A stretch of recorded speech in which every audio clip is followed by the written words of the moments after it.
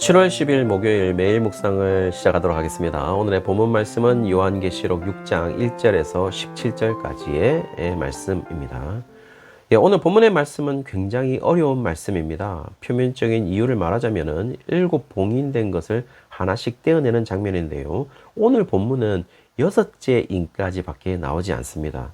그리고 7장에는 다른 내용이 나오고 8장에 가서야 다시 7째 인이 나타나기 시작하거든요.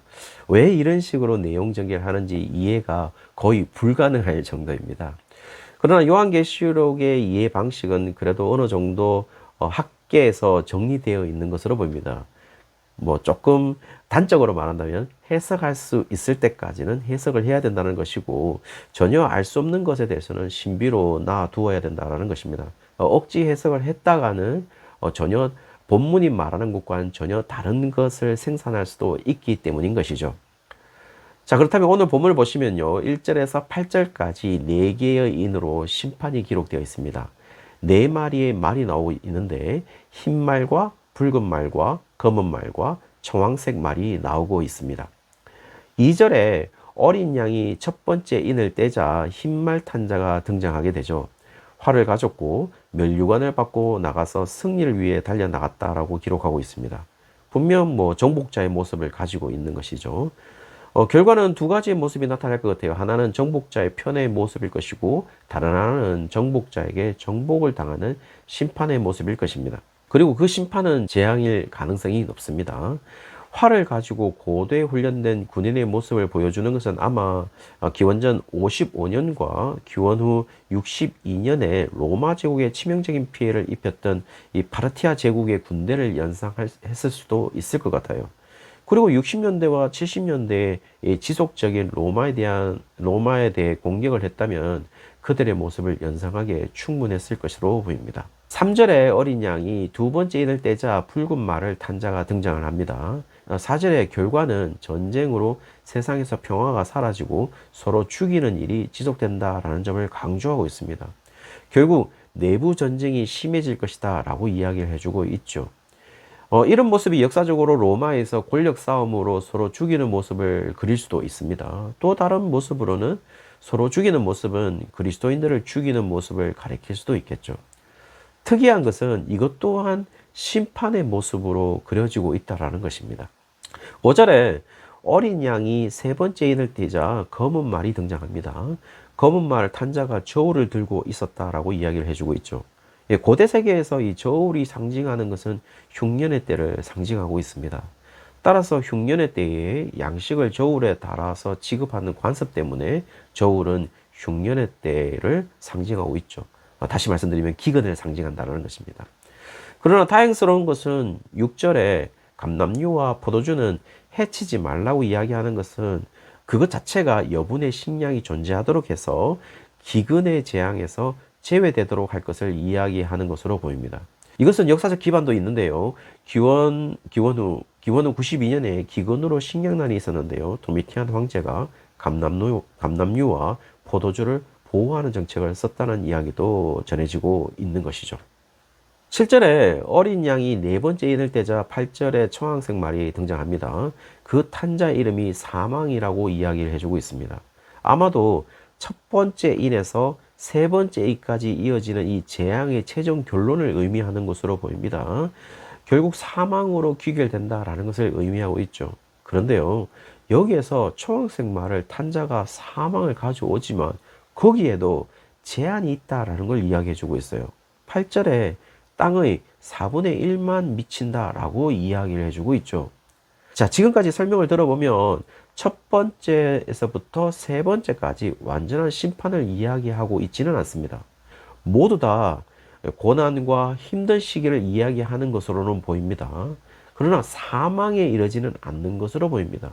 그렇다고 해서 이것이 심판이 아니다 라고 말을 하고 있는 것은 아닌 것으로 보여요. 왜냐하면 전쟁과 내란과 기근이 계속해서 연속적으로 일어나서 결국에 네 번째 일어나는 것은 결과론적으로 사망이 일어납니다.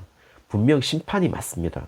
그러나 이 사망이 결론적이지만 제한된 영역에서 사망이 이루어지는데요. 4분의 1만 그 영향이 미칠 것이다 라고 이야기를 해주고 있죠.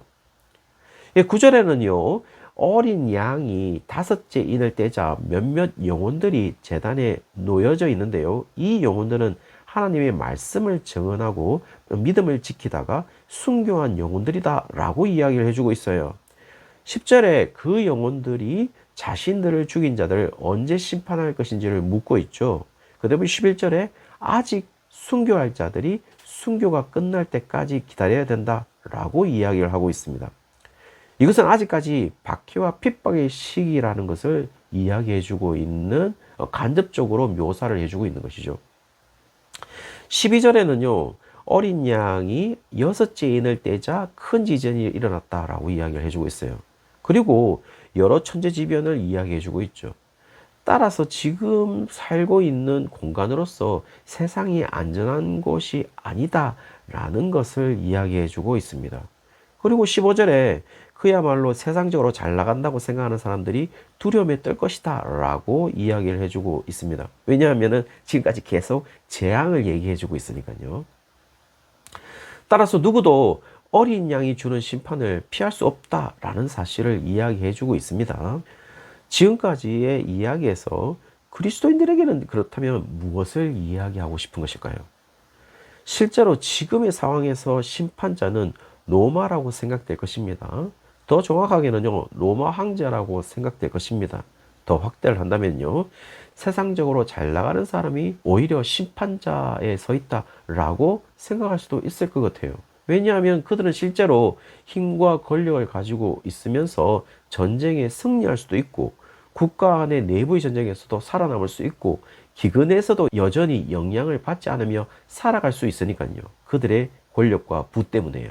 그러나 그리스도인들은 그야말로 당시 최약자인 것이죠. 최약자로서 전쟁에서도 승리할 수도 없고, 내부 전쟁을 한다고 하더라도 살아남을 수 있는 여지가 전혀 없습니다. 예를 들어 유대 그리스도인들이 유대교와 분쟁을 했을 때 유대 그리스도인들이 승리할 수가 없습니다. 그래서 그들은 이제 이단으로 몰리기 때문에 누구도 그들과 교류를 하지 않는 것이죠. 왜냐하면 이방 죄인으로 짐승 취급을 받고 있기 때문인 것입니다. 따라서 그리스도인들은 기근이 있을 시에도 국가적 도움의 혜택의 순서에서 완전히 밀릴 수밖에 없는 것이죠. 그러나 그들에게 물리적 죽음은 비그리스도인들보다 훨씬 가까이에 있다라는 겁니다. 그러므로 세상적으로는 사망으로 끝나버리는 심판의 대상처럼 지금 그리스도인들이 그 대상처럼 보인다라는 것이죠. 세상적으로는 말이죠.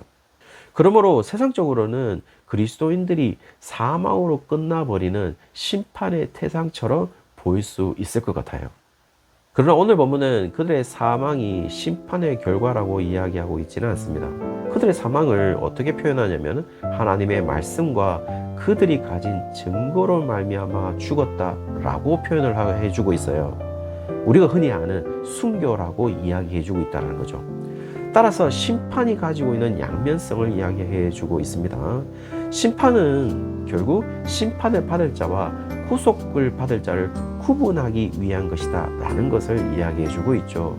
거기에서 세상적으로 심판의 대상처럼 여겨졌던 그리스도인들은 비록 순교를 당하겠지만 세상적으로 봤을 때는 심판의 대상처럼 보이겠지만 구원을 받을 것이다 라는 것을 이야기해주고 있다라는 겁니다. 그러나 세상적으로 심판의 대상이 아니라 심판자처럼 여겨졌던 이 땅의 왕들, 지배자, 장군, 부자, 권세자들이지만 종과 자유인 할 것 없이 모든 사람들이 심판을 보게 될 것이고 두려워할 수밖에 없다라는 이야기를 해주고 있죠. 그리고 그들은 어린 양을 믿지 않기 때문에 견딜 수도 없다라는 사실을 17절에 이야기해주고 있어요. 무엇을 견딜 수가 없죠? 심판을 견딜 수가 없는 것이죠.